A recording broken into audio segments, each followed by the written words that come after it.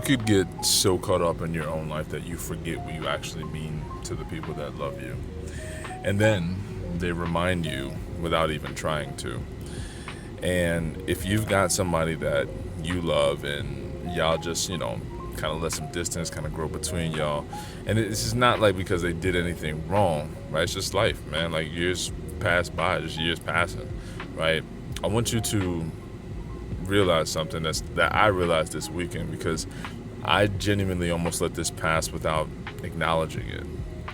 And I'm honestly just talking about a moment that I had with my little brother. And it honestly made me rethink what kind of big brother that I've actually been being. So, in introduction, if this is your first time meeting me, my name is Dorian Albritton, father, husband, 9-to-5er, probably just like you watching. And this channel is me rebranding myself, building a new reputation outside of my typical day job, working my way out of the 9-to-5 one day at a time. But this episode's a little bit different. This episode's a bit more personal, I'd say. So my family's right now in town for the weekend. My son's baptism. I got 2 boys. And I didn't see my brother in over 2 years since I moved to Chicago. I've seen my mom, but I haven't seen my little brother. But it wasn't the 2 years that I'd say got me, right? So he comes, he sees me, and before I can even kind of get a word out, he just hugs me. And I'm kind of sticking there like, man, like, we some grown ass men. Like, he about to turn 30, Like, it was interesting, but I had to realize that this is still my little brother hugging me. And you can go 2 years without talking, and the second that you're face to face, it still feels like nothing changed. And that should tell you something.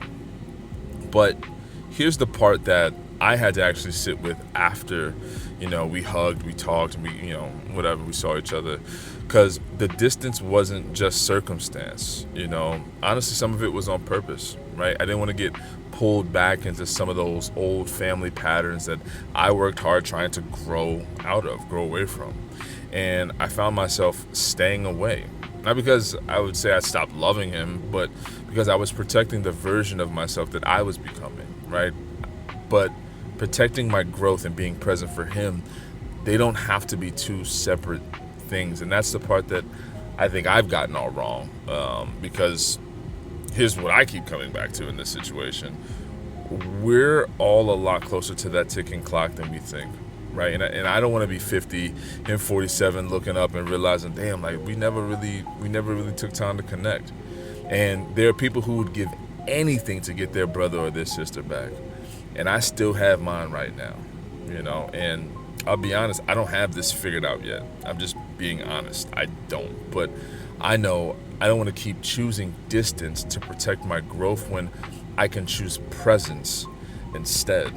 And again, this is a different, kind of conversation that I'm having with you today. But if this hit a little bit different, if there's somebody that you've been letting time slip away from, shoot a comment below, right? I read all of them. I respond to all of them. And I genuinely like to hear who that person is for you, because I know mine's my little brother. So if you want to become intentional in that person's life, make a commitment to it. Make a real commitment to it and see where it can take you.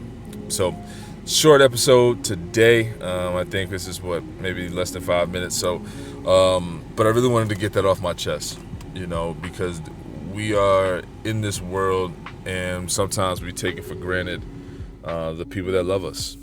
And I think if you have an opportunity, if you have a brother or a sister, a mother, a father that you haven't reached out to in a minute, reach out to them. Talk to them. Be intentional about the time that you spend with them. Be present. But that's all I got for you today. Appreciate you joining me for another conversation. I'll see you in the next one. Peace.